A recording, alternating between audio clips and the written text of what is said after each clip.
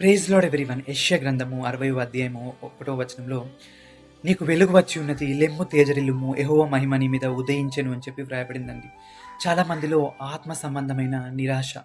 నేను అలా ఉండకూడదు అనుకుంటున్నాను, ఆ తప్పు చేయకూడదు అనుకుంటున్నాను, నా కర్మ, నా దరిద్రము, నేను మళ్ళీ అక్కడికే వెళ్తున్నాను, అక్కడే పడిపోతున్నాను, ఏదైతే తప్పు చేయకూడదు అనుకుంటున్నానో అదే చేస్తున్నాను, నా జీవితాంతం ఈ శోధన నాకు తప్పేలా లేదు, నేను నా జీవితంలో విజయం పొందుకునే వాడిగా లేను, నేను ఎంత ప్రయత్నించినప్పటికీ, ఎంత పోరాడినప్పటికీ ఆ పాపాన్ని నేను జయించలేకపోతున్నానని చెప్పి విసుగుదల వలన నిరాశ చెందేవారిగా ఉన్నారండి.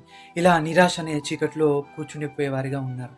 కానీ దేవుడు అంటున్నాడండి, లే నీకు వెలుగు వచ్చున్నది, లే నీవు తేజరిల్లు సమయము ఆసన్నమైనది, నా మహిమ నీ మీద ఉదయించును గనుక నువ్వేదైతే గెలవలేననుకుంటున్నావో నా వెలుగు, నా మహిమ నీ మీద ప్రకాశించినప్పుడు నీవు అది గెలవడానికి శక్తిని అనుగ్రహిస్తాను అని చెప్పి దేవుడు ఈరోజు మనతోనే చెప్తున్నాడండి. అట్టి కృప దేవుడు మనందరికీ దయచేయును గాక. ఆమేన్.